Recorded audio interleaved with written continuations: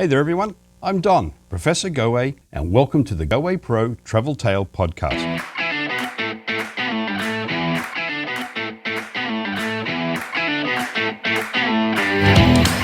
Travel far and travel often.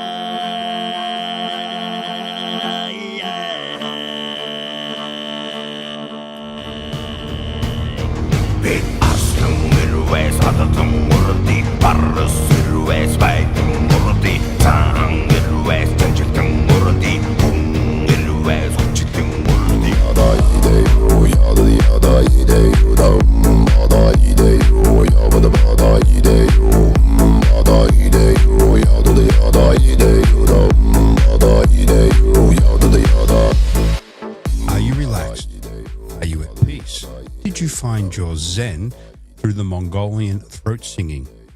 One of the many highlights of a trip to Mongolia. What I played for you there was some traditional throat singing, and then afterwards how the throat singing has been used in modern forms of music, either techno or into rock and even heavy rock. So that leads us into today's conversation about Mongolia. Hello everyone, welcome to the GowayPro Travel Tales Podcast. Most of our podcasts are special, of course, but I think today's one is really special. It's really special to me because, as I mentioned in the other intro, we're talking about Mongolia. And like most of our podcasts, we're speaking to a local expert, Terelj Batbold. I keep saying gold. Batbold. Sorry. It's okay. Try again. Terelj Batbold. And she is coming to us. I'm going to make this assumption. I haven't asked this question, but I'm assuming Ulaanbaatar in Mongolia, which is the capital of Mongolia. So that's the first bit of information about Mongolia. The capital is Ulaanbaatar. Now, I'm sitting in our little Toronto Goway studio here at 8 p.m. on a Wednesday night. So what time is it where you are, Terelj? Right now it's 9:10 in the morning on a Thursday. In the morning on a Thursday. Okay. Yeah. So another thing you need to know, so basically Mongolia is like Australia and everywhere to the Pacific. They're a day ahead of us. So that's the first thing. And Terelj runs Selena Travel, which is based in Mongolia, and she looks after Goway's Mongolian operation. Now, we don't get a lot of bookings there, and we're hoping this podcast will be the first step to improve that and get more people out there. A couple of our destination specialists visited Mongolia.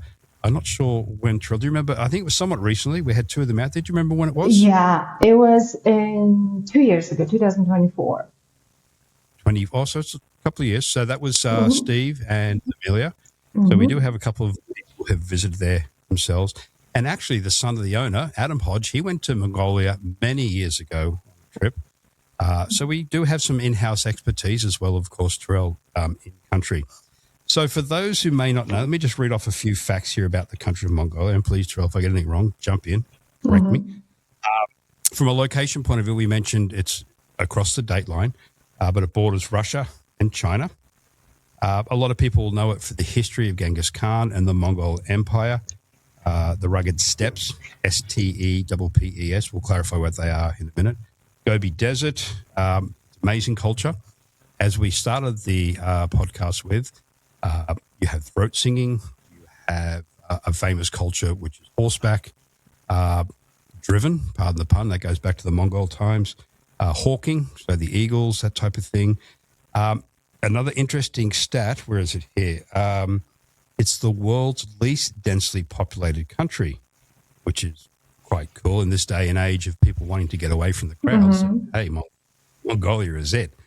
So that's some stats and facts to get going.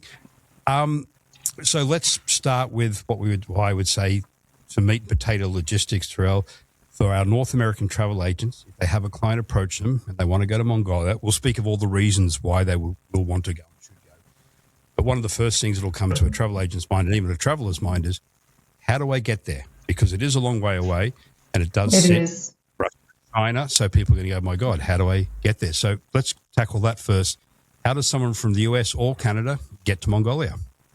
So it's actually straightforward in my opinion, at least because I do that travel at least 2 or 3 times a year. So we nowadays you can depending on if you're flying from the East Coast or West Coast, you can either go through Turkey, Istanbul, or you can go through Seoul or Tokyo.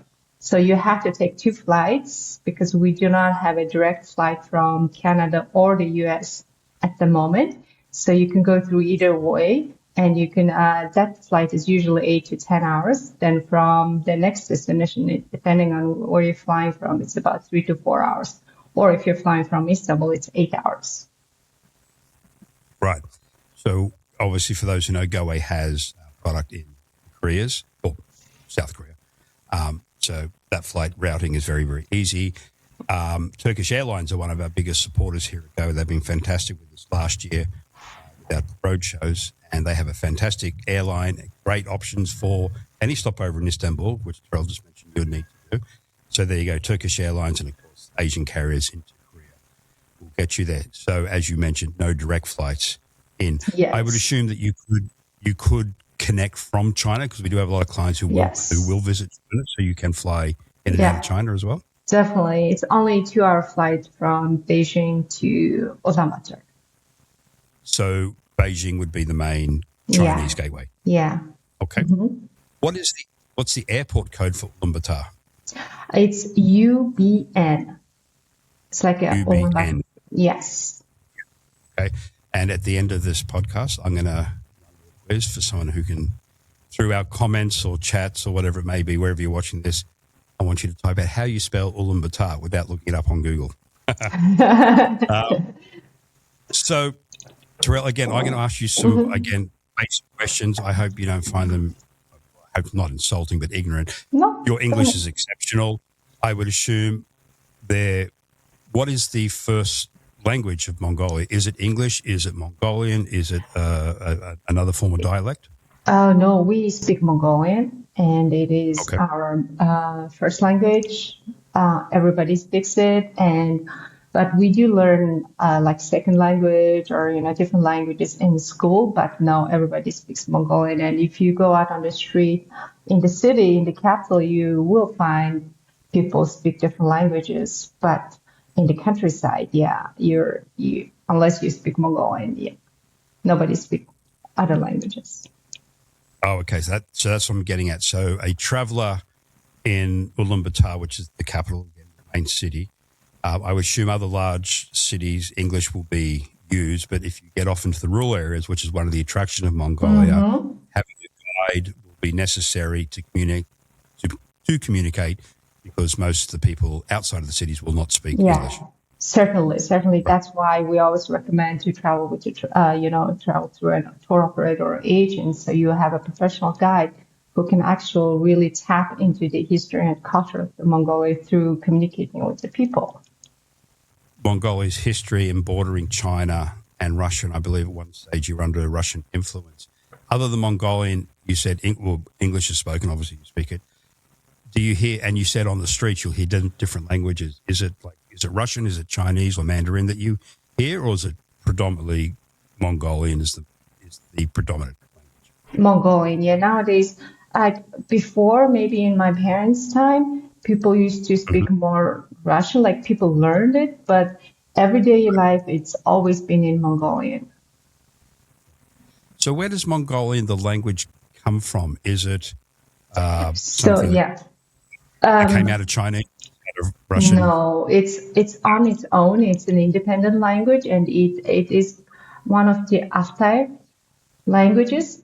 So I think what people, like the scholars, believe is we might share somewhat a little bit of, with Turkic language a little bit. But when you hear Mongolian and Turkish, like when I hear sometimes Turkish people talk, I'm like, oh, that sounds a bit like Mongolian, but we do not have any shared words. It just sounds a bit similar, but we are on our own, like our language is independent. It didn't come from any other languages. Is it a difficult language to learn if someone wanted to learn some basic words or actually learn to speak the language? Yeah, from what I heard from many foreigners, it's one of the most difficult languages. Сайн бацгаана залуусаа. Энэ өдрийн мэндийг хүргэе. Бид яг одоо Улаанбаатар хотоос мэдчилж байна. Миний нэрийг Айка гэдэг. Өнөөдрийн шинэ дугаараараа бид та бүхэндээ Улаанбаатар хотын тухай танилцуулах болно. Мөн хүмүүстэй ярилцлага хийцгээе. Does it have weird grammar rules like German? Apparently, I don't speak any German, but German apparently has many different rules and it's quite complicated. Is Mongolian like that? Is it like Chinese? Let me take a step back. Is written Mongolian a Latin alphabet? Is it characters? What is written Mongolian? Yeah, because we have two alphabets. So first one is our traditional, so it's written down in more like calligraphic. Okay. But that's used for state purposes. But during the daily life, we use Cyrillic alphabets like Russian. Oh, okay. Yeah. Now, I have a lot of Greek friends, and growing up with them, I sort of was exposed to Greek history and the Greek language. Now, there is ancient Greek, which is quite different than modern Greek. Is there like an old Mongolian versus a modern Mongolian, or is it a language that's sort of maintained its sounds and phrases, etc., over the years? Yeah, so it's quite similar. Even like nowadays, it's just the alphabet is different. And Mongolians used to, talk a little bit different before, but it's not like completely different, two different languages that you couldn't understand because this one is ancient, this one is current. So you could still like a little bit like how you pronounce some words is different when you write it in the calligraphy, but it's the same. But we have two different alphabets that we have, but the main one we use nowadays in everyday life is Cyrillic. We mentioned already that if you were going to go particularly often to the outer areas of Mongolia, or in our case, being North American, an English-speaking guide with you is almost a must, unless, of course, you speak Mongolian. I would also assume, by extension, that if someone really wants to do some independent travel, let's say a self-drive, in and around the city, street signs, road signs, etc., they would be only in Mongolian, or are they in English? How does that play out for a traveler?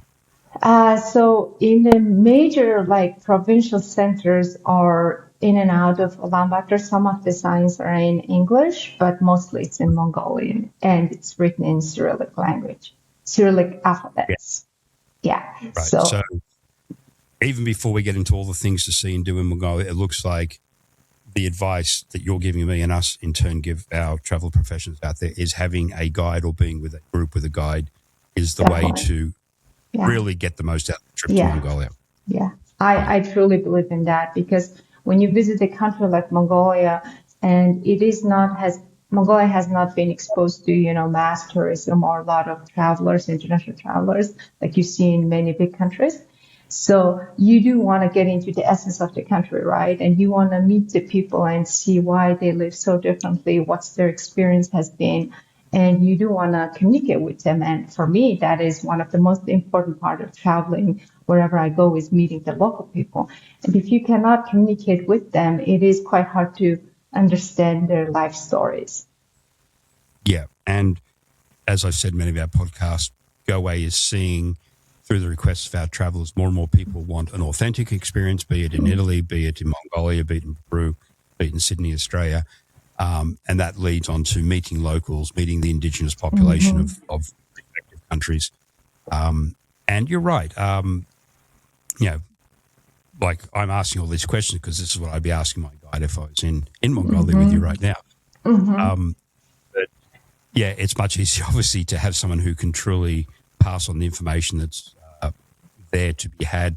Though it's interesting, I did have a passenger many years ago traveling through South America who's an Australian gentleman from Western Australia. He was as Aussie as you can be, very tall, had the Cobra hat on, very, very broad accent, spoke not a word of Spanish.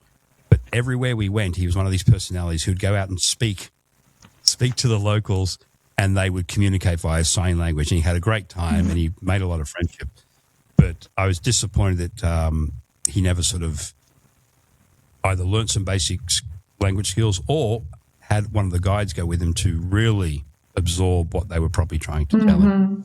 Yeah, you mentioned the Mongolia has not been exposed to mass tourism, which is, I guess, a good thing for someone looking for a quieter destination, so to speak. Obviously, you want to bring more travelers to your country. Is Mongolia in the cities? Or let me clarify this. Ulaanbaatar is the capital. Are there any other large cities or towns or otherwise outside of Ulaanbaatar? Or is it basically that's your arrival, departure, and then you head to the famous Mongolian steppes and we do have some larger cities, but not like as big as Ulaanbaatar. But your main arrival point is typically usually Ulaanbaatar, because all the international flights are flying into Ulaanbaatar only. Okay. So I'll get to what you can see and do in Ulaanbaatar in a moment. But you mentioned again you haven't had to this date mass tourism. As such, is Mongolia set up for tourists? So let's say you had a mass influx over the next year or two. Do you have the hotel capacity? Do you have 5-star options? Is the infrastructure there? We've already mentioned English-speaking guides, which I know you can supply. Are the guides licensed? Are they backed by the government? Or, again, this is all basic questions I know you're hearing, but to myself and to many of our travel partners out there, this is what they may be asked. We don't know themselves as I don't. So can you give us that sort of a quick rundown of the tourism infrastructure and how well established it is and ready for travelers? So within the last 10, 15 years, I think the tourism accessibility in Mongolia is improving a lot, which is a great thing. And we do have a lot of international flights nowadays, because before it was quite difficult to get to Mongolia because we had a bit of limited accessibility. But nowadays we do have a lot of flights, and that's really good. And capacity-wise, it's also increasing. We do have in the city, we have a 5-star hotel, Shangri-La, and we have international chain hotels, Best Western, Novotel, Holiday Inn, Ramada. So we do have all those, 3 to 5-star hotel, local and international chain hotels. And I personally do not think we're ready for a really huge surge of mass tourism. Currently, Mongolia as a whole country is receiving a bit less than 1 million tourists per year. So about 8 to 900,000. And I do not think we will be able to deal with 5 million tourists this year, if that happens. It's just not going to happen. But I think we're slowly improving and trying to meet the demand. So I think at the moment, we are able to receive about 1 million tourists comfortably without having any, issues, and without losing authenticity of the country, the nomadic culture, the people, the history. So, After you. Oh, that was it. That was what I was going to say. How would you position Mongolia if me as a travel professional or a traveler comes to you and says, I want a 5-star experience in Mongolia? Is it a 5-star in all aspects? Can you get 5 stars? Can you get 5-star yurts, or is it you have 5-star options in Ulaanbaatar and then you have to concede that elsewhere will be 4 and 3-star? Is it a wellness destination? Can it be a wellness destination? I know it's an adventure destination because of some of the things I do know. So, how would you position Mongolia from a 4, 5-star, 3-star level?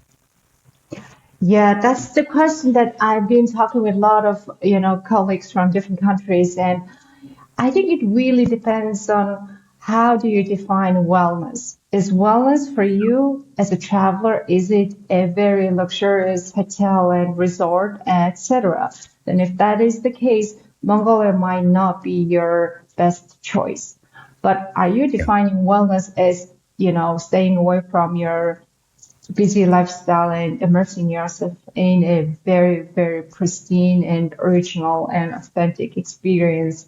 If that's your definition of wellness, while still having the comfortable accommodation and, good food, then Mongolia is a perfect destination for you. So that is the one thing that, I feel like the wellness definition of wellness is changing for a lot of people because, you can fly anywhere to one of the, many cities around the world. You can find a 5-star, nice, beautiful hotel and resort.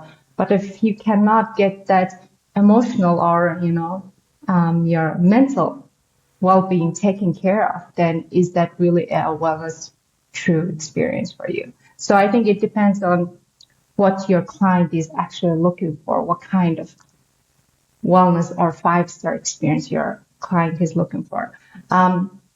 Regarding your hotel question, yeah, we do have a high-end luxury gears or yurts in the countryside.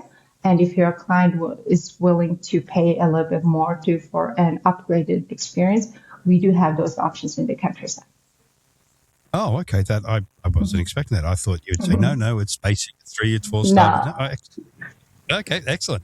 And I agree on your statement there about the definition of wellness, because when Goway just recently introduced a dedicated line of wellness, and we've had wellness opportunities for years, we had that exact conversation. To me, a wellness experience is not a 5-star hotel with spa and stuff like that. I'm not saying it's not for other people, as you said yourself.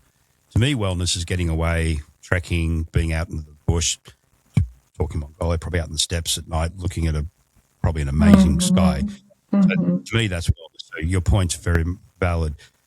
But I would say, hearing what you've just said to me there, that our travel partners out there, if they are approached about Mongolia, 5-star options are available, but it's more of a 4-star overview type of destination, probably more, definitely cultural, definitely more organic, and probably adventurous by its nature, by the fact that it is Mongolia. Definitely, and as we discussed, that the infrastructure, while is there, is still developing. Okay, I'm going to bounce around here, no particular order. You mentioned food, as we were discussing it there. I naturally, and I don't know any Mongolian food, but I'm sure local food is available, and I'm sure it's fantastic. But for people who are asking if they're not that adventurous when it comes to culinary, I would assume, particularly in the big cities, Western food is available. So can you comment on that? And can you talk about Mongolia? What can people expect from a culinary side when they go to Mongolia? In order to talk about Mongolian cuisine, we have to go back a little bit to how Mongolians have lived for thousands and thousands of years, right? So Mongolia literally didn't have agriculture because, we were nomadic tribes and nomadic country moving around. So what we depended on was our livestock. So that's why mainly Mongolian cuisine is based around what you can make with animal products, basically meat and milk products. So a lot of Mongolian traditional food involves meat. We eat a lot of meat, and because our weather is so cold throughout the year, usually we do consume a lot of meat, and we have many different ways of preparing the meat and eating them. So it's quite heavy for a lot of Western people who are not used to eating that meat. For that reason, whenever you are on a travel in Mongolia, you would have options of having Western food, if that's what you would like, especially in the city, like you mentioned. We have a lot of different restaurants where you can eat whatever, except seafood, because we're a landlocked country. Seafood is a little bit difficult to come by. We do have nowadays more seafood, but it is not as fresh as you would like. But everything else you can find in the city and in the countryside. When you are out and about, we have the resorts like yurt camps, it's called. And at the yurt camps, you would have Western style food mixed with Mongolian food. And we also, if you're vegetarian, vegan, we can also cater to all those requirements. Excellent. That's good to hear. You mentioned the history of the cuisine, the Mongolian people being nomadic in the day, and to a large extent probably still today. When you mentioned meat and the fact that there was no agriculture, what type of animals were being eaten and are on offer now. Goat, I believe, is one. Yeah. Did the Mongolians eat horse? Did you have cattle, or do you have cattle? Yeah. So the main 5 livestock that we raise and we use and we did before and still nowadays is camel, horse, cow, sheep, and goat. So 5 different. And we use them for basically our whole livelihood of Mongolians has been based on these 5 animals. And we use them for transportation. We use their skins for building our yurts and different stuff. And then we use their meat and we use their milk. So that was basically our whole sustenance is right there. And in addition to that, some of the regions have yaks. So we also use yaks for riding them and also using their meats. It's quite delicious. Okay, so there are 3, to a Westerner or North American, 3 exotic: the yak, the camel, and the horse, which I know would turn a lot of people not off, but they'd be, a horse. Because as you know, here in North America, I know. Yeah. More often than not. Yeah. I believe too that at least, if not now, and obviously correct me if I'm wrong, and it's showing here, the breed of horse that's in Mongolia is a smaller species of horse. Yes. I remember reading that in history, the Genghis Khan documentaries, that the horses that were ridden back in the day, they are a smaller breed. Is that still the case? It is still the case. Like the very first time I saw a Western horse, I was shocked because in my mind, I always thought horses were the size of Mongolian horse. And when I went to abroad and then I saw in the US a gigantic horse, and I was so shocked. Mongolian horses are still small. They are very well known for their stamina because they can go on and on and on, but body size wise, they're quite small. Yeah. And so we are going to jump around here. One of the famous things of Mongolia is, 1, their horses, as you mentioned, but 2, the horsemanship of the Mongols who ride them, their archery skills, or their skill on the horseback.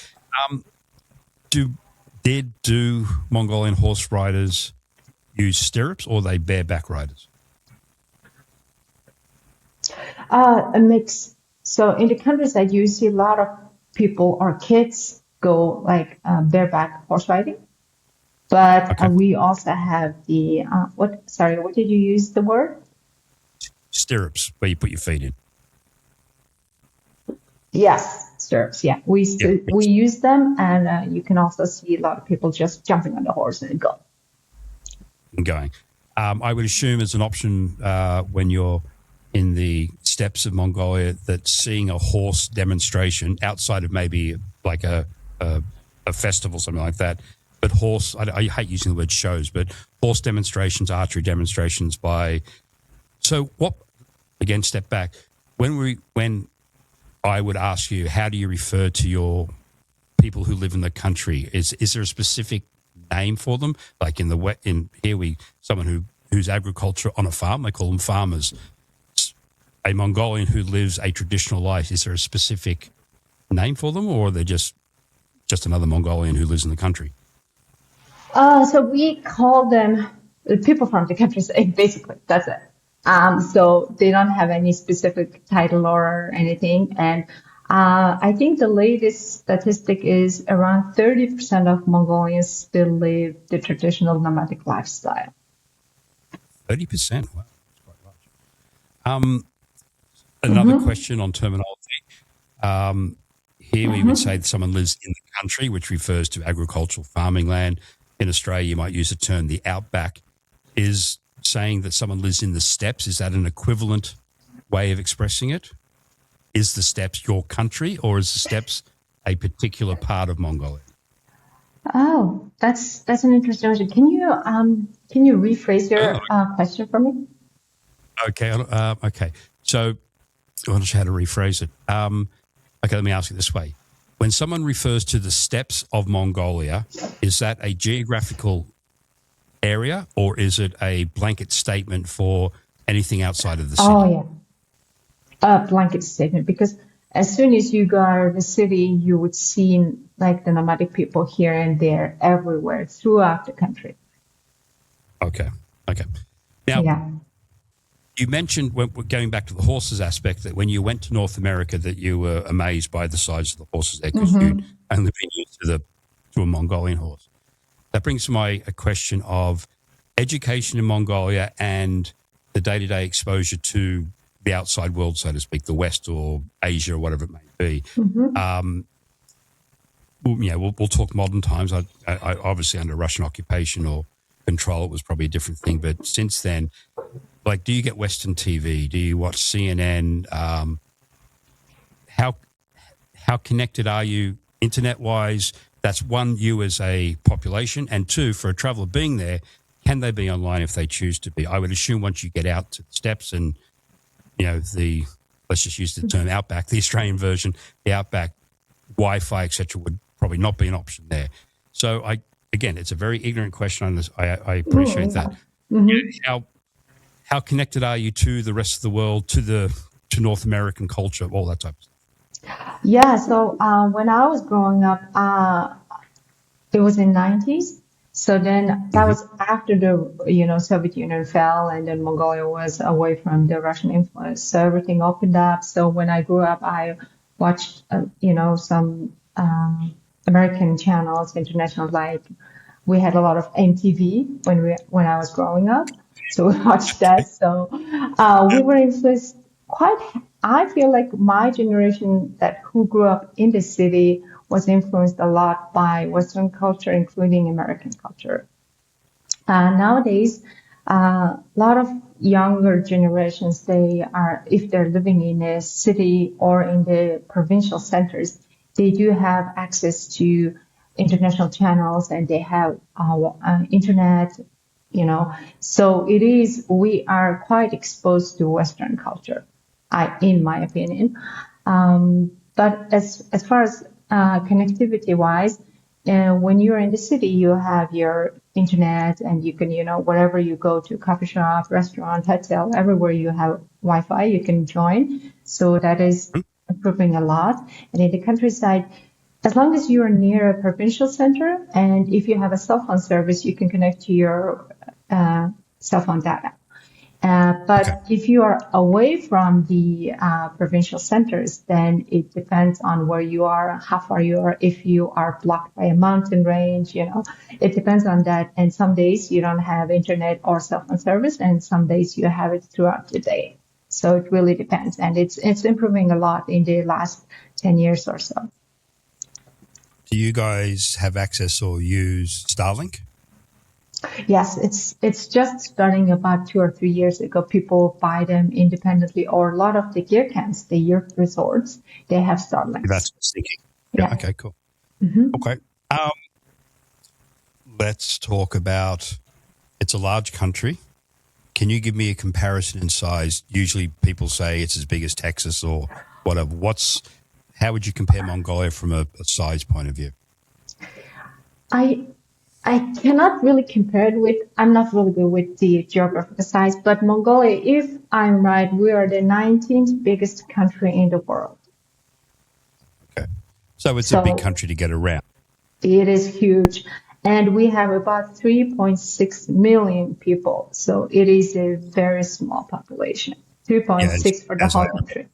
Yeah. Yeah, as I pointed out, it's the least densely populated country in the world. And about go for it. Sorry. No, after you, please. And about 1.6 million of those people live in one city, the capital city. Wow. Okay, so it's highly Yeah. So the city is quite crowded. Yeah, the city sounds crowded. So I was about to say, we haven't got into what to see and do, which we will get there. But I would assume that some of the things to see and do are a long way from Ulaanbaatar. So therefore, what's the road system like? I'm going to make the uneducated guess that probably getting around is best done by regional flights. It is. Yeah. So it is, regional flights are good, but the regional flights are at the same time, they're mostly seasonal. Okay. Yeah. Okay. So let's jump into when is the best time for a North American to visit Mongolia? Yeah, so in my opinion, the best time to travel is typically from May until mid-October. So that's avoiding the really, really cold weather. Okay, so an easy way, it's a Northern Hemisphere summer destination. Yes. Yeah. Easy peasy. So I'm sitting here in, say, our Goway studio, which is in the basement of our office in Toronto. Mm-hmm. We're going through a cold spell. It's about, when I walked in, about -10 with a wind chill of -20. We've had a lot of snow by our standards over the last week and a half, 2 weeks. Uh-huh. You're already smiling. For those who are not watching the video version of this, Terelj's smiling at me. Give me either now or your average winter temperature in, well, you're in Ulaanbaatar, so let's go with that. So right now it's outside -30. Oh, It has been really cold for the last 10 days, I'd say. So it's been during the day, it's been -28. During the night, it was close to -40. So we had a very cold couple weeks.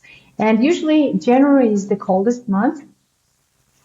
So you could expect about -25 daily and -30 or so during the night. do you get a lot of snow in the wintertime? We do, but not as much as you guys do, because Mongolia is a quite dry country. So we do not have many. Our rainfall, it typically is much less than you guys because we are very, very dry. But to compensate that, we have a very sunny. Basically, Mongolia is called the land of the blue sky. Means we have, I think, over 250 or so sunny days per year. So it's basically always sunny. Wow. So even though it might be cold in wintertime, you have nice blue skies. Well, that's always sunny. Yeah, it's quite nice. Do you get any tourists in the wintertime? Is there anything to do in Mongolia in the wintertime if someone wanted to do that? Yeah, we do have a lot of people who do not have snow in their country or cold weather in their country come to Mongolia to experience the cold. And you can do most of the typical, around the city, visiting a nomadic families, visit some of the national parks, see the endangered wild horses. Then some of the people who are very, very adventurous, they can go all the way to the deep into the north, to Taiga, to see the, I don't know if you heard about reindeer people. So it's like a little tribe who has about 400 people left, and they live deep in the woods in the north, on the border of Russia. Yeah. Oh, I didn't know that at all. Okay. Mm-hmm. So you can go visit them deep into the forest, and you can go meet them during the winter. Okay. Hang on. I just want to look something up here. Chatting away. Oh, are the reindeer people, as you refer to them, are they related to the Sami, which are famous from Finland, in northern Finland, or are the reindeer people? You don't believe so? No. So they're just another, I don't want to say offshoot, but another part of the Mongolian tribe family. Yeah. Tribe, I should say. Yeah. Mm-hmm. Okay. Interesting. No, but I didn't know that was an option, or that they were even there. So it is actually a really crazy experience. As a Mongolian, not many people do it, but nowadays people are starting to do it more. And even though I've been in the travel industry for so long, I did my first time last winter in January. I went up there, and it was an amazing experience. It was so great for me. And they speak different language. Most of them are shaman people. They're shamanic. So they live in such harmony with the weather and then the surrounding, and what amazed me the most was how little belonging they had. It was just a small hut, and everything they owned was in there for 5 people. And it was, even as a Mongolian, it was for me, I was like, it was so amazing for me. Yeah. So is this something that you can do in the summertime as well as the wintertime? Yes, the only thing with the summer is the majority of the people who go there usually go there for summer. But the thing is, these people move deeper into the forest during the summer, which means you cannot access them by car. You'll have to ride horses to get there during the summer. Wow. So they're truly traditional indigenous people living their traditional ways, like really doing it. Yes. But again, if someone's interested, be it winter or summer, you can assist us in turn to get them up to visit. Excellent. Yeah. For summer, you have to ride horses. For winter, you can go by car. Go by car. Okay. Yeah. Again, some just general questions. If someone's traveling in Mongolia, be it in the city of Ulaanbaatar or out in the outer regions, and they fall ill, health situation, hospitals, getting someone in an emergency situation from a long way away back to the nearest medical facilities. Is that infrastructure in place? Yeah, so wherever you go, you're usually near a provincial center. Each provincial center or small villages have hospitals, so you can get your first aid or first help there. And if you need to be moved to the city, we have the, what is it called? Sorry, airlift. Mm-hmm. So you can be airlifted to the capital city. And we always advise our clients, must have a really good coverage for their insurance, which includes airlift service. Okay, so that's an important point, because obviously we travel partners, I know our travel partners to their clients highly emphasize, highly recommend travel insurance.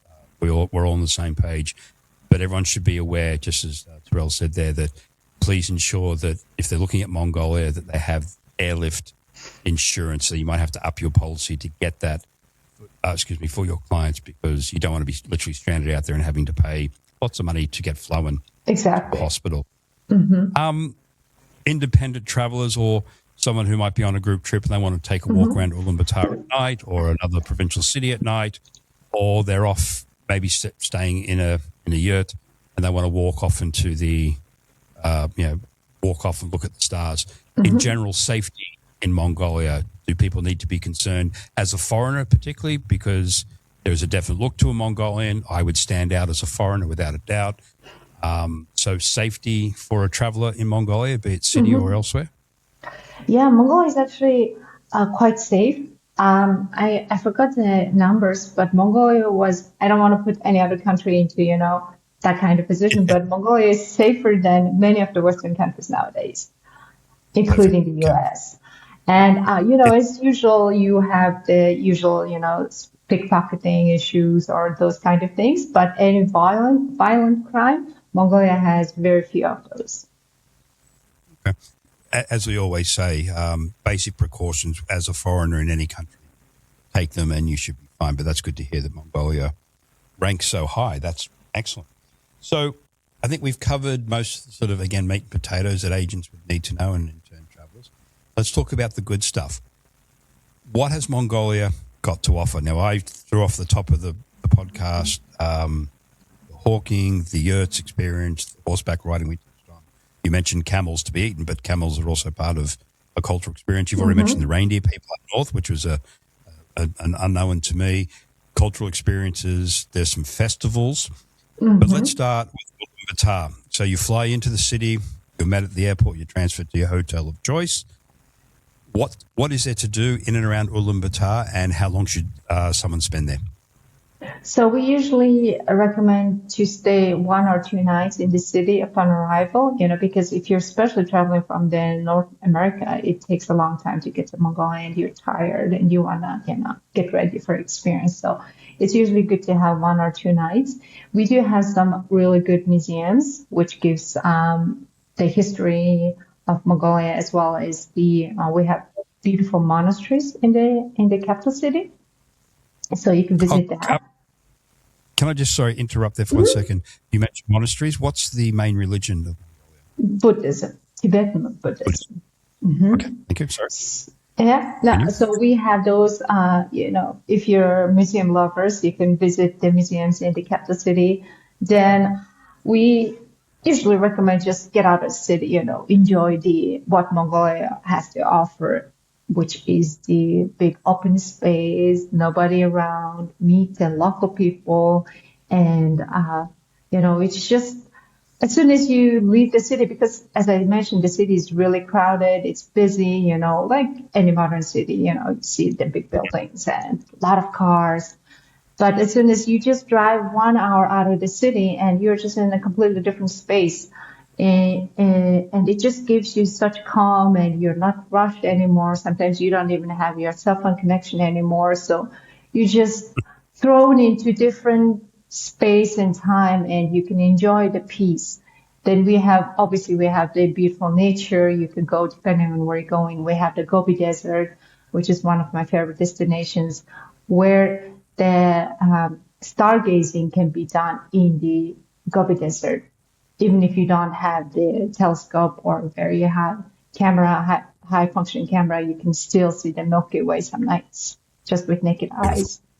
It is amazing. And Mongolia, I feel like Mongolia can offer what it offers to people is the peace and calm that it's hard to find these days. And people are still quite genuine in the countryside because they don't see many travelers.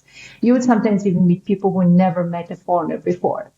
So it's quite authentic experience in the countryside. You mentioned, as you were just talking, and I know you're being general with your statement there, but you could just drive out of Ulaanbaatar to see this. So when someone's building an itinerary, is getting a taste of Mongolia? Okay, let me put it this way. Is it just getting a taste of Mongolia to just drive out of Ulaanbaatar, or should someone be flying to the outer reaches? So, how far is the Gobi Desert from Ulaanbaatar? Where are the yurt experiences? Are they a driving distance or are they a flying distance to get, to do a family stay, to do the reindeer people? I assume that's a flight up and then drive in, or is it all by road? Gobi Desert is about 600 kilometers away from the capital. So if you drive there, it's about 8-9 hours drive. But we usually divide it and we break it somewhere in between, have one night at another scenic spot or historically important place. Then we reach the Gobi Desert the next day. But if you fly, it's about 1 hour and a half flight. And you can just get there in an hour and a half. But as I mentioned before, Mongolian tourism is highly seasonal. So our official tourism season starts in May or mid-May. So the domestic flights also only start operating after May. So if you want to visit before then, or if you are a road traveler, you love to be on the road, then you can just drive. For the authentic yurt experience, if you just drive 1 hour from the city, you can still have it. Like, let's be honest with our travel partners here so they can be truthful in their conversation with their clients. Is the drive from Ulaanbaatar to the yurt touristy, that experience, versus maybe flying or staying with a family in the Gobi or somewhere like that? Or is it still an authentic experience just outside of Ulaanbaatar? Just outside of Ulaanbaatar, we have nomadic families, like real nomadic people. You just drive and then you can just find them. And then there are communities. So we do have a lot of community-based tourism nowadays in Mongolia. And there's still people who are living about 1 hour drive from the capital city. And then daily life depends on their livestock and however they used to live. But then at the same time, they built a community where you can go visit them. So it is real nomadic people living there and you can visit them. Wonderful. So it sounds like you don't have to drive far out of Ulaanbaatar until you're out of Ulaanbaatar and you're in the wilds of Mongolia. Mm-hmm. Okay. So if someone stays with a family or visits a family or has the option to stay or overnight with a family, be it just outside the city or in the deeper depths of Mongolia, what can they expect? Is it it sounds like it's all traditional. So what you will see and interact with is what they do. It's not put on for the tourist per se. Do you get to interact with the family? Will they show you, again, I don't know the culture well enough to give exact examples, so I'm going to generalize.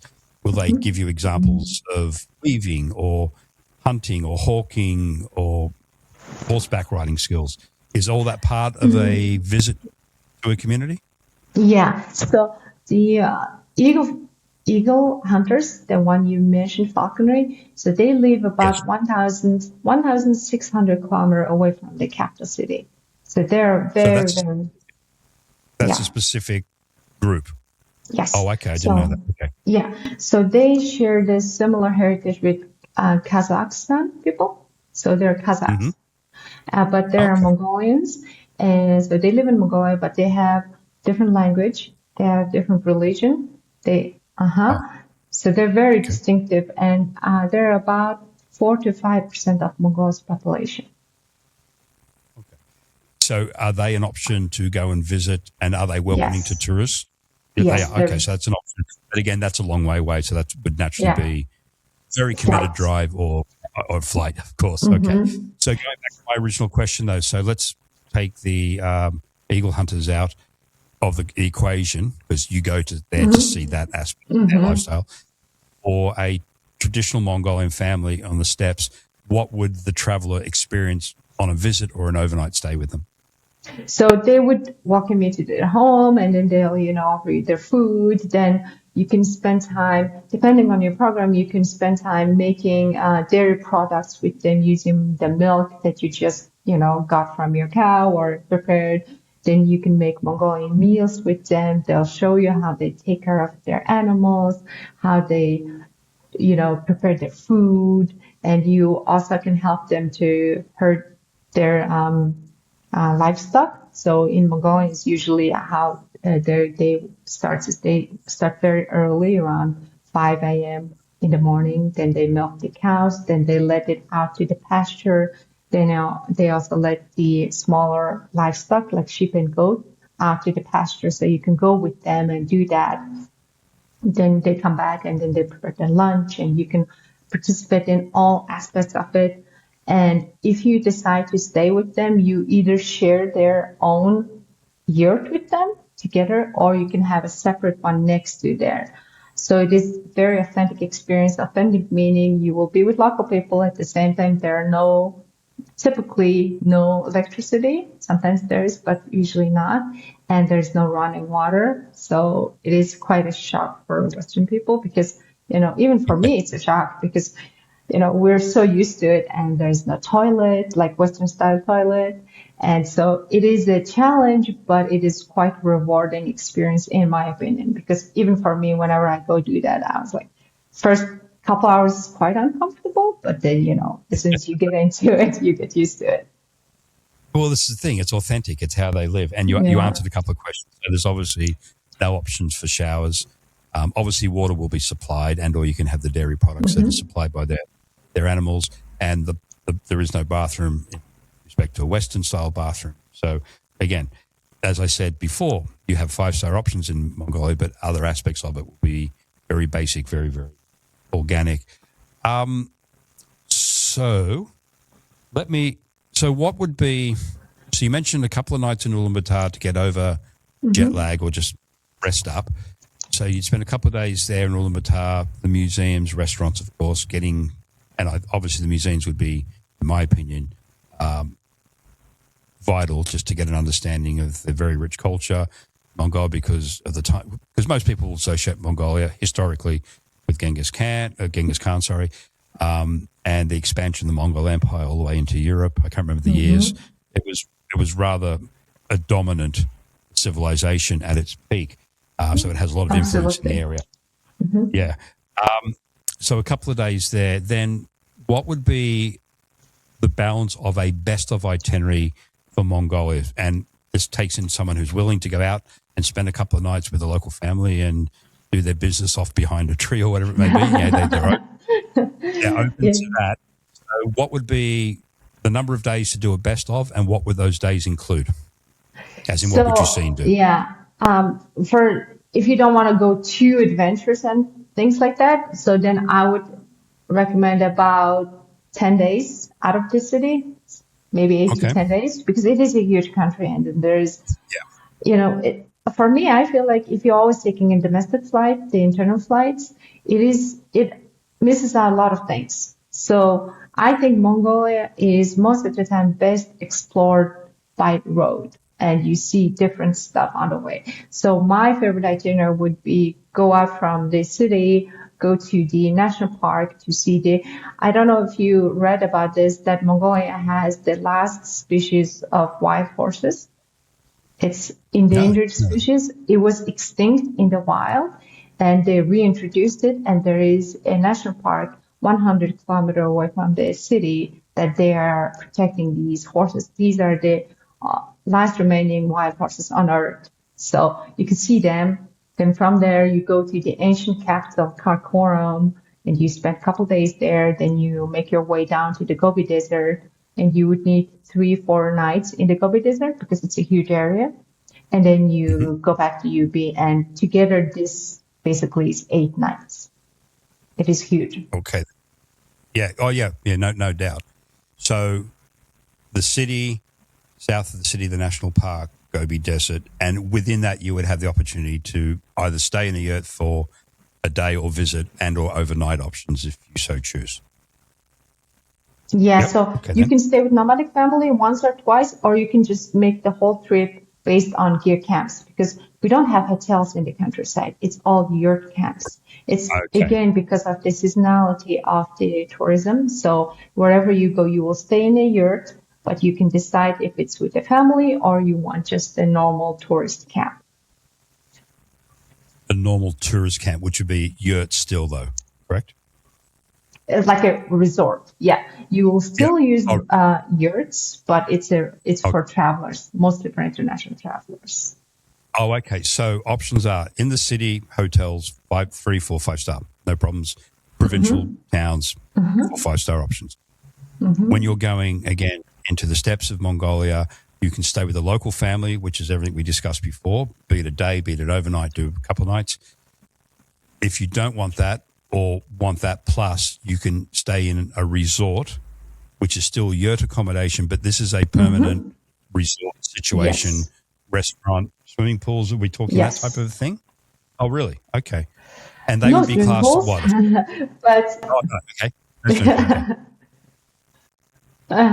But these resorts go for. Yeah, when you use the word resort, you just got to be. I just want to make it clear to our travel partners what that entails. So the permanent structure. Let me ask you. Would have a restaurant on site, I would assume, and then sort of basic hotel facilities. Correct? Yeah, correct. So it would be like 40 to 50 yurts. So basically, one yurt is one room system. So you share it with your travel partner or by yourself. Then you have two options in terms of facilities. You can have a central building where it has public gender separated bathrooms and showers, or you can pay extra to have a private bathroom attached to your yurt. So it's basically a hotel room, but it is, in Mongolian style.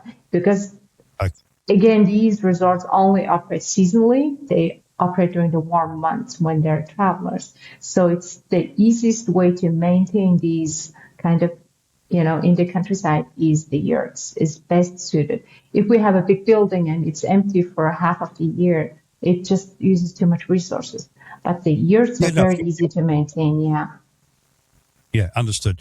So with these resorts, would you position them, or we tell our travel partners that it's of a 3 or 4-star level, or do you have 5-star options? Average is 3-star, I would say, and some of the resorts are close to 5-star. They're and pricey. Okay. Yeah. Okay, then.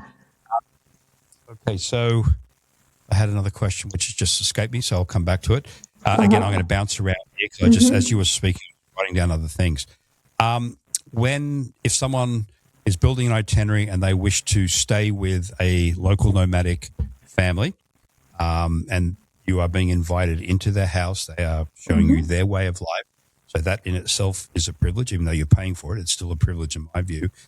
Do you suggest that the traveler bring a gift or something to say thank you? Certainly. We always also recommend that. Mongolian culture is very hospitable. So believe it or not, in the past, nomadic people didn't lock their doors, and if you're traveling around and you see a yurt and you go there and the host is not there, you can just go in and, eat the food and rest, and you can be just gone. Wow. Yeah, so that was the current hospitality status of Mongolia was based on. That was the common thing in Mongolia is, you go and you're tired and you see someone. And Mongolia also used to, if a traveler comes and they become a guest at your home, when they leave, you take their horse and you give a better horse for them, for their travels. Okay. Yeah. So Mongolians are very hospitable people. And nowadays, even me going to my relative's house, I would bring something small, whether it be a fruit basket or, bakery stuff or whatever. So we typically do not go into someone's home empty-handed. Okay. Sorry. So a traveler who has that on their itinerary, they don't necessarily need to bring something from Canada or the US. Their guide would advise them beforehand, let's go to a shop and we'll buy a cake or fruit or whatever it may be. Okay, perfect. Yeah. I was doing some research before, and I started with the novel because you don't know this yet, but at the beginning of the podcast, I put on some Mongolian throat singing examples. So I was finding that on YouTube. And what I noticed, I found some traditional and then some more modern throat singing with techno backbeats and rock backbeats, which is all really cool. But I noticed a lot of these, particularly the more modern interpretations, were younger people, but still dressed in what I would perceive as traditional clothing, which looked amazing. And they were also playing some traditional instruments. A couple of them, I'm going to use them, they're not a guitar, I know, but it's sort of all like a cello-shaped instrument. But what would be the body was probably a yak skull or a cow skull, something like that. The clothing looked beautiful, stunning. I love traditional clothing and textiles, musical instruments. Will you see that type of thing with the families that you visit or the nomadic tribes you may encounter? And can you purchase that clothing as a souvenir?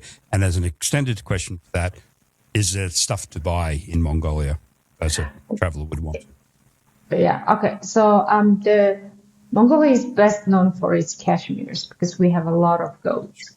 Okay. Yeah. Okay. And, cashmere is a luxury product in Western or abroad. And in Mongolia, too, it is considered, but the price and the quality of cashmere is amazing in Mongolia. So a lot of people, if you live in a colder climate, you could purchase a lot of cashmere products. But in addition to that, there are things made with leather and, a lot of local artisans make different embroidery, etc. So there are a lot of good souvenirs you can find. And you can find them mostly in the city, but you can also find it whenever you are traveling around. Those are the things. So number one thing I would recommend people to buy would be cashmere products. The countryside people still nowadays use the traditional clothes, but not as fancy as you've seen them on the video.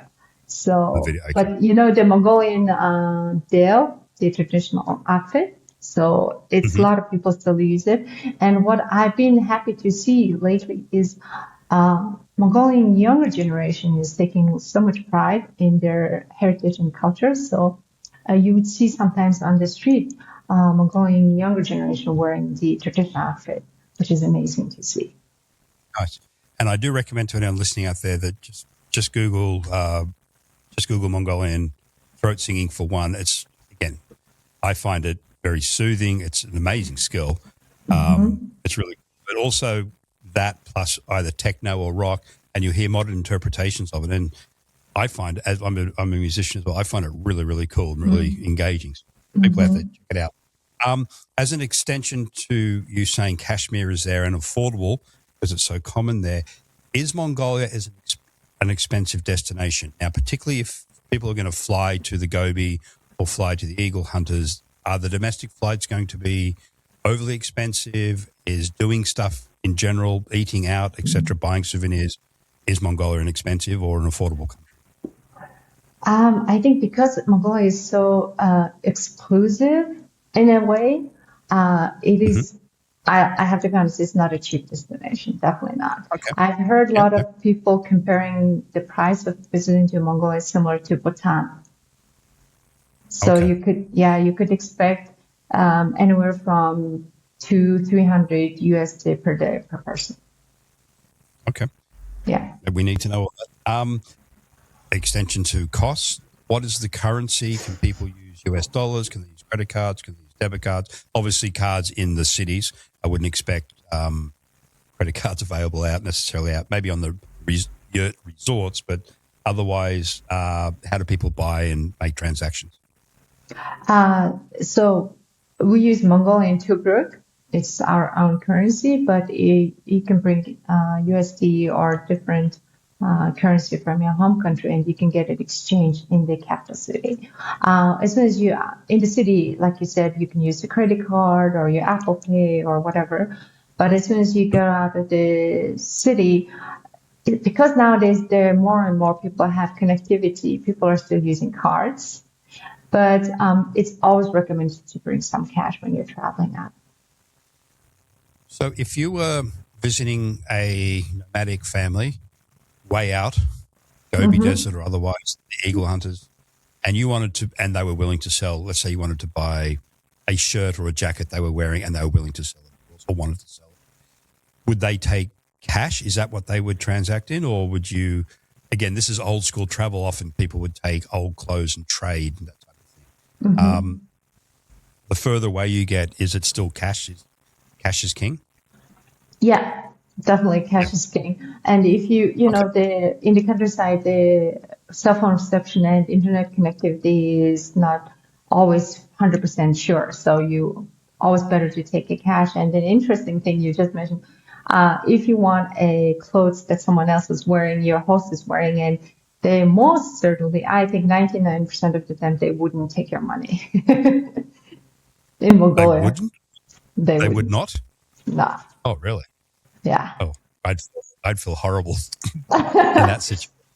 No, look, I get that's from personal experience, not taking clothes off people's back, but I have 3 or 4 very precious pieces to me. And when I was a guide, we used to walk the Inca Trail often.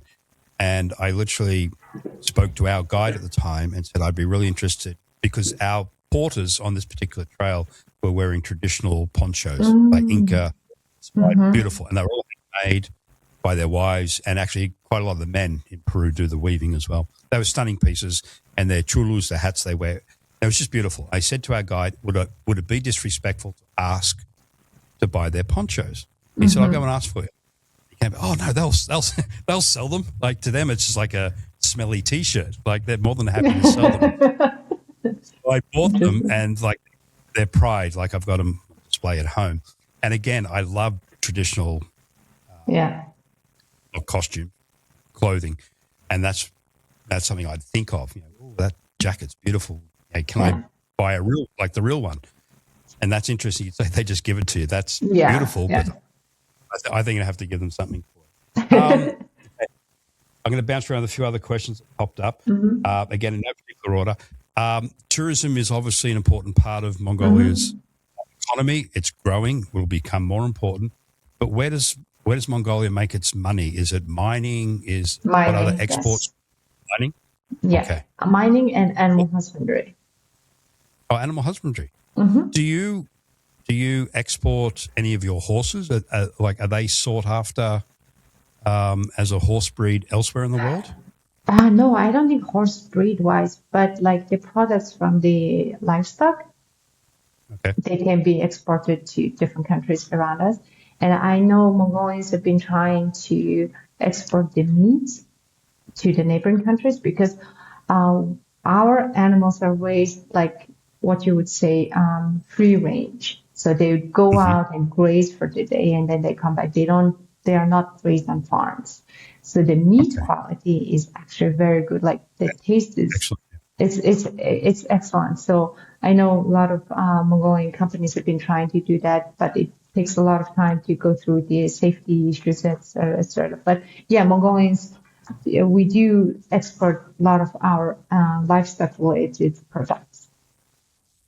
So as mining is an important part of your economy, do you have a lot of Western companies in Mongolia doing the mining, or is it something that Mongolia is doing itself? No, I think the larger ones are invested by the international corporations, but we do have Mongolian companies as well too. So mining is the number one income for the country. Where does tourism sit on the economy? Is it top 5 or it's at lowest? No, I think we're definitely hopefully within top 10. But we are really, like, the government is, especially after COVID, we're definitely really trying to revive the tourism and better than before. Government is trying to do a lot of stuff. Okay. Does Mongolia have a government body like a tourism board that promotes the country? We do. We have a ministry, but this ministry oversees culture and tourism at the same time. So is Mongolia, like, I used to do a lot of travel shows, but it was all Latin America based, so I would never see Mongolia. So things like ITB or World Travel Mart, is Mongolia often there presenting itself? Oh, sorry. Yeah. WTM and ITB. Yes. Sorry. Brain freeze. That's right. Yeah, we do. We actually sponsored one of the bigger chunks of ITB Berlin in 2015 or 16, sponsored by the government. And we do a lot of those shows, and individual companies also do them. Like our company, we do a lot of international shows as well. So just been to the USTO with Goway colleagues. Yes, yeah, of course, yeah. Yes. Yeah, well, that's for more caught up with you Yeah. where you arrange this Yeah. podcast. Mm-hmm. So the reason I asked that, so you have an active tourism board that is out there trying to promote the country, and therefore our travel partners out there. Yeah, if you do want any sort of general marketing information, support, documentation, I assume you have, or they have a website that travel partners can go to, that you have that support and backup if you want to educate yourself further on Mongolia, so the tourism board will support you there. As I say, these questions are sort of all over the shop. As you were chatting about the steppes and visiting the Gobi, etc., and the reason I ask this is we have a lot of destinations which are at altitude, the Andes, Peru, Ecuador, etc. Is altitude an issue when visiting Mongolia? Like, do you have great heights and great valleys, or is it pretty flat for the most part? No. Mongolia average, the elevation is 1,500 meter above sea level. So it's not very, affecting you to making you dizzy or nauseous. But yeah, if you're very sensitive, you would. But in general, no, it's not a big issue. But if you go to the west where the eagle hunters are, they are more elevated than the rest of us. Okay. So this is more a generic question about the Mongolian people. 1.6 million, I think you said, we're in Ulaanbaatar, about 3 point something is the population. So there's a lot of people in the rural areas. Curiosity question purely here. So a nomadic tribe, their children, do they go to school? Are they like homeschooled? Do they have to come to the cities for schooling? If someone in the rural areas falls ill, pregnancy, giving birth, do they go into the nearest town for health services? What's the sort of social structure of Mongolia? So the public schools and the hospitals are free. Okay. So everybody, like, you can go to school for free until 12th grade, and then your basic hospital access is free. So you can do that. And we have about 330 little administrative villages in the countryside. So it's all over the spread throughout the country. So you would have access to them even if you live in a rural area. So the kids usually nowadays, that's one of the big challenges in Mongolia to keep the nomadic tradition alive, is kids need to go to school. Kids need to learn. So then being a nomadic family, it takes a lot of manpower to, with the livestock and everything. So, but if the kids are in school for 10 months or 9 months out of the year, it usually falls on the parents only to take care of their 1,000 or 2,000 livestock per family. So wow, that is it. Yeah. Wow. Okay. So Mongolia has the latest statistics, but if I'm correct, it was 70 million livestock, 70 million. And we have That 3 sounds like million people. Yeah, that sounds like New Zealand and its sheep. Yeah. So yeah. Oh, So wow. you have kids. A lot of nomadic people try to send their kids to school, and they do go to school to the nearest village. But it is also bringing a lot of dilemma for the families to how to keep this alive, the tradition, the lifestyle. Right. So if you're brought up in the city, were you born in the city in Ulaanbaatar? I was. Yeah, I was. You were. So again, I assume it's like anywhere else in the world, it's a city life, and schooling is a lot more sort of expected and easy to get through because you're not dealing with 1,000 sheep or goats out there. Yeah. So when you finish your high school, you have a good university system in Ulaanbaatar or the provincial areas. Do a lot of Mongolians go to elsewhere for higher education? US, Canada, England, Europe?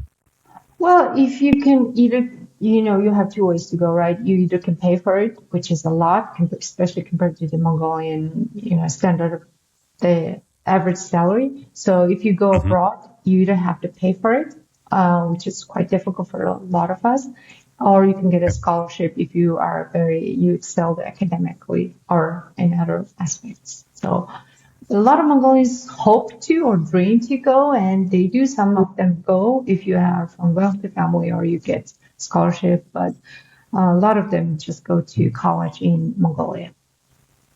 Did you study abroad or did you stay in Ulaanbaatar? I have studied abroad. I studied in China for several years. Then I got a scholarship to the US, so I studied in the US. Whereabouts in the US? Because we have a lot of US listeners. I was in New Jersey. Oh, New Jersey. Okay. Yeah. Do you speak Mandarin with your time in China? I did. No, nowadays I mostly forgot about it because it was a long time ago, but I lived in China for 7 years, so I learned Mandarin. Wow. So you speak English, obviously, Mongolian, and Mandarin. Yep. Well, that's pretty impressive because they're 3 difficult languages all in their own right. Did you study tourism, just out of curiosity, or did you study something? No, I studied business and I also studied environmental management. So I love everything related to environment, and because my parents are biologists, so I grew up loving the outdoors and then the animals and the plants and everything. So I really wanted to study environment. So I applied for a scholarship to study in the US environmental management. And so, I studied environmental management there. So what got you into actual tourism? Was it an extension of this is a family business. Oh, it's a family business. Yeah. Oh, so your parents are biologists, but they're also in tourism as well. Yes. Excellent. Yeah. Excellent. Okay, I have one last question before I wrap up, and I'll let you. Okay, so this is a question that I would have if I was booking a trip to Mongolia. So in my mind, the cultural aspect is what I really enjoy, seeing different lifestyles, learning their history, their way of life. So you've mentioned the reindeer people, the nomadic Mongolians, and the eagle hunters, which you said are sort of Kazakhstan. Though Mongolian, there's a different language, different probably culture to it. If I was to say to you, I want to go to see the reindeer people, I want to have a traditional Mongolian family experience and visit the eagle hunters, would those 3 experiences be vastly different to each other, very similar to each other, or because they are 3 distinct cultures within Mongolian culture, they will be different? There will be completely different experiences for you. Completely different. Yeah, really. Yeah. They're quite, because they're like all these 3 different groups that you mentioned, they speak different language. And they live in different part of the city, of the country, especially the eagle hunters and the reindeer people. They're very, very distinctive to different groups of people. So you would see a lot of difference in there. Excellent. Okay. That's what I was hoping you would say. I knew of the eagle hunters through, there was actually a 60 Minutes story on, I think, an American woman who went out there to study study them for some reason, and she fell in love with them. She actually was taught the skills of an eagle hunter. So I remember seeing that. I didn't know about the reindeer people, but I thought that the eagle hunters was like an extension of your nomadic tribes. But you've educated me and everyone else today. As you say, distinctly different and also geographically quite separate. So that's cool. I think that'd be my perfect trip, doing that combination. So on that note, anything else that you would like to leave or educate me on directly, or let our listening audience know about Mongolia, things that we may not have touched on, or just a summary before we say goodbye? Well, I mean, I always find it so hard. People would ask me, right, like, give me, a couple good things about Mongolia. And because you're an insider, it's so hard to, say, oh, this is the perfect thing. Because, you're so thorough with everything. You're so in deep with it. So, it's just, come to Mongolia and see how things are so different here than what you're used to. And there's all really hard to explain in a sentence or two why you should come to Mongolia, because it is just so different out here. And I always think now is better than later to come to Mongolia, because Mongolia is changing really fast. And like many other countries are changing fast because of the globalization and the internet access and everything. So if you really are fascinated by Mongolian culture and history, now is the time to come to Mongolia to see it before it changes further. Agreed. And as I said earlier in the podcast, we're seeing more and more people looking for something different to start with. I had a podcast with Guyana recently in South America. And it's a similar statement I made then, which I'm going to make now about Mongolia, is that Guyana is an up-and-coming destination within South America. Everyone hits the big neighbors. Same for Mongolia. Not Russia at the moment for obvious reasons, but China is a very popular destination. You have South Korea, Japan, all your sort of near neighbors. But just sitting there is Mongolia, which is, as we've discussed today, least density populated country in the world. Wide expanse. Its infrastructure is in place for tourism. It's growing.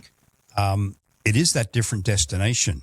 And if people are looking for something different, then you've got Mongolia literally there waiting to be discovered. It's definitely a destination that appeals. That style of travel always appeals to me.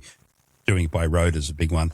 But that's I like seeing countries, and you don't get this opportunity much anymore. And it's a good thing, and it's a double-edged sword. It's a good thing, but it's a bad thing, because the big countries are so popular now. They're so crowded. There are issues in Europe. You can't see things anymore. Same in Latin America, same in certain parts of Africa. So if I'm talking to our travel partners out there, if you have clients ask you for something different, then think of Mongolia, and maybe in combination with one of its famous neighbors, China, Korea, Japan, etc. It's waiting to be discovered. I've learned so much tonight, because again, it's tonight when we're talking. So I thank you very much, Terelj. It's a destination that's always fascinated me. I've now really got a desire to go based on our conversation. And this was not planned. I think for those who don't know, and Terelj, I'm not sure if Maura pass this on to you, here at Goway have the GowayPro Travel Academy, which I look after, which is a training module based on destinations. We have most of our big countries already done, like the big ones, Peru, Ecuador, South Africa, Italy, et cetera. And we're now looking at what we would call a secondary destination, which Mongolia is at this stage. It's not generally at the top of the list. But I'm so fascinated by what you've discussed with us today that I am going to go and start. I'm going to build the Mongolia module for everyone out there, because while this podcast is there to introduce it to everyone, I think we need it in the academy to help hammer home the beauty of it, the joys of it, the urgent aspect of it as a destination. And if you want to get up there and tick something exotic on your list, Mongolia is it. If you want to be able to say, like I often do now, back in the day, this is what it was like. As you say, go and see Mongolia now.